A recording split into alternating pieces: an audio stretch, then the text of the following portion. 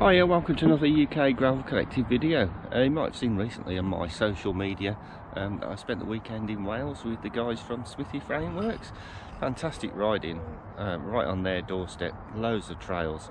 But the main reason I was there was to pick up the next frame that's for review on ukgravelco.com, and that's this frame from, you guessed it, Smithy Frameworks. It doesn't actually have a name because it's sort of a concept really. Chris does made to measure frames, and this one's loosely based on my measurements, but it's a gravel slash adventure slash bike packing frame. So it's built with a drop bar in mind.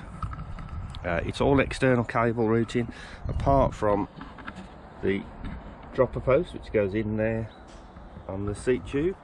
It's flat mount on the fork and the frame, but of course it's a bespoke build, so you could have whatever you wanted. You could have a single speed if you want, and this down tube is like this to incorporate a bigger tyre. So this will take up to a 50mm gravel tyre, so that's around about a 2.0 mountain bike tyre.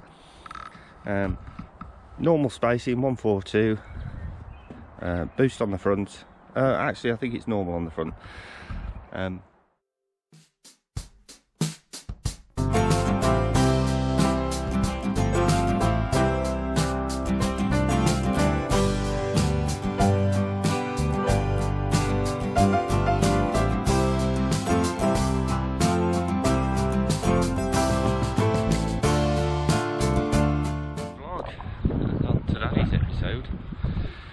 We're doing a bit of a review ride on this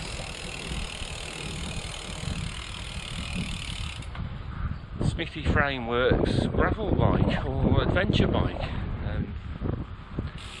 Probably seen the previous bit of video that I had on the front with it being made, and a little close up of the frame when it was not built up, but now it is. Going for a little ride, and I'll do a video review.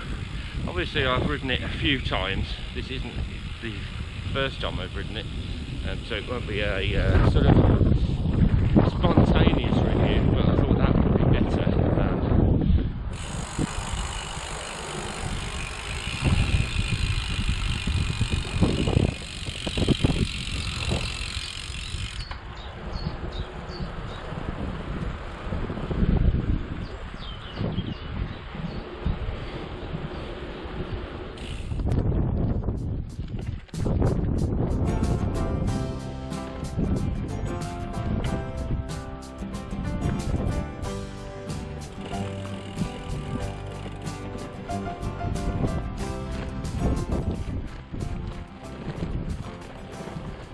It actually feels really comfy over this washboard stuff.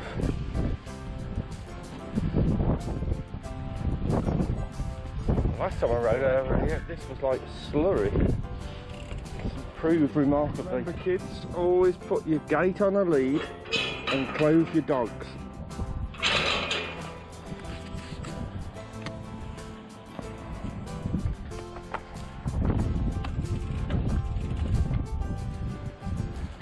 Stay there, stay there. Okay, so let's have a look at the bike. The Smithy Frameworks as yet unnamed bike. So the idea was that Chris made a gravel bike. He's used to making drop bar gravel bikes and mountain bikes, but not that many with a drop bar. But it's completely bespoke, so what he needs is some measurements. So I gave him my measurements and he measured me up when I went to visit him, and gave him a few ideas. So I'll go through why the bike is like it is. First of all, yes, it's got a really long head tube, but what I wanted was a big triangle for a full frame bag if I wanted it, but also some crotch room. So I wanted the top tube to be sloping away as well, and you can't do that if you've got a tight little frame, or if you want a big frame, usually the top tube is horizontal, so we sort of squeeze that in so it can fit a full frame bag. Also, I wanted to be able to fit a dropper if I wanted to put one on. So you need the geometry and the space to fit like a 125 dropper, which this has, which is why there's quite a lot of seat posts showing it. It's got room for up to 50mm tyres. These tyres are here for two reasons. One is to show how much clearance there actually is, and I wanted a skinny tyre that I could pump up quite hard so I could actually feel how the frame feels, if you know what I mean. Because obviously if you've got big tyres, they're going to soak up a lot of the trail, and maybe you'll lose the effect of how the frame feels. So I put the skinny tyres on for the extra hardness or harshness, so I can feel the frame. But also, just lately, and it's time of filming, it's May, middle of May, and everywhere's been horrendously muddy. So these soft conditioned Pirellis have been ideal. The seat tube, this is the thing that people notice straight away. Obviously it's a two-piece one, and this is curved like this again so you can get a bigger tyre in, because this bike really is a gravel slash adventure bike. So you can pack it with bags, you can go on a long distance ride, and it will be comfortable, but you've still got the handling for some rough and ready off-road stuff. And with that in mind, it's got a 73mm bottom bracket, which means you can only fit a mountain bike crank and ring. You can fit up to probably a 36. I hadn't got a 36, so it's got a 34 on at the moment. And again, this is because if you're doing like well, Tour Divide, you could do this on. You want some low gears, because you're going to be like riding every day, multiple distances. You're going to be loaded up with stuff, and a 40 or a compact on the front is going to reduce the compact with a double chainring is going to reduce the space for tyres, because the frame just won't take it. And also, if you've got the low gears at the end of the day, even for us mere mortals who've gone bike packing, you'll have those low gears so it's nice and spinny. Again, and I'll keep saying this probably because this is made to my sort of specs, it's got an ordinary length forking, so although the head tube is long,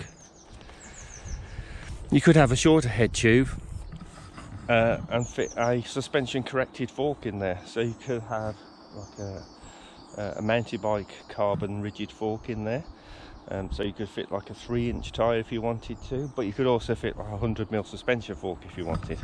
But Chris, again, because he wanted to try out making stuff for a proper gravel bike, this is his gravel fork, and I have to say, after riding it, and I deliberately ridden it over rocky stuff and rooty stuff, that is really comfy, and it's got that lovely twang on it. So when you're riding along and you look down, you can see it fluttering forwards and backwards, but there's never any side to side play. So when you're out the saddle going up a climb on the drops, like, there's no flex at all, but you can see that it's just flexing slightly forward and back, just giving you that little bit of comfort. And for what I thought, because I've never really ridden a gravel steel fork, I've ridden mountain bike ones before, but I thought it'd be quite harsh being short, but it's not. It's really comfy actually. I'm really surprised about that, having ridden lots of carbon forks off-road.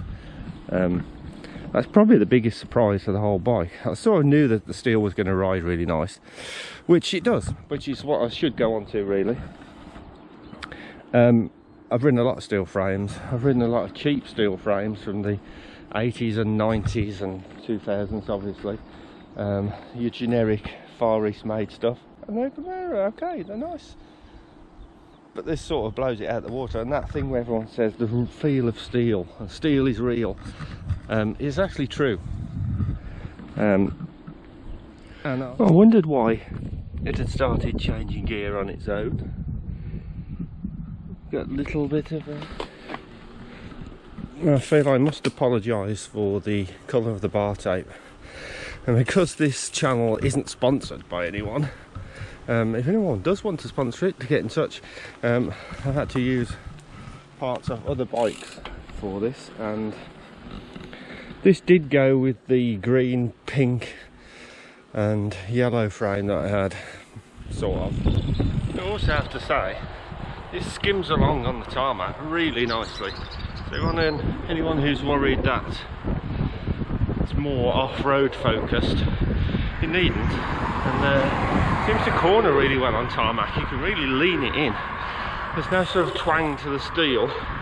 Like, you lean it in and it goes where you point it. I know these tyres are quite narrow, but... So, who is this bike for?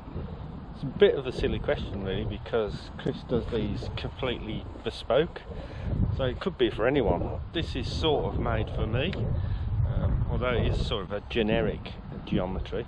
But if you've got some sort of crazy idea, or you know exactly what you want, talk to Chris and he can make it for you.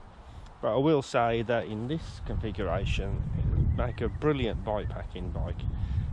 Makes a really quick gravel bike. I mean, going downhill it's a lot of fun, and it gives you a lot of confidence. But as I said, the world's your oyster when it comes to bespoke frames. I mean, this one weighs just over 2.2 kilos for the frame, so it's not the lightest bike in the world, but you know that it's built just for you and it's specific for what you want, or you can have it over a couple of genres like I have with this. So I definitely recommend even just chatting to Chris at Smithy Frameworks and get his opinion on stuff, because this frame is very versatile. Get rid of all the bags, you can rag it round your local single track and it's great fun, especially if you've got a dropper on it. But load it up with bags and it'll look after you. It's quite forgiving. So I don't think you're going to win the gravel worlds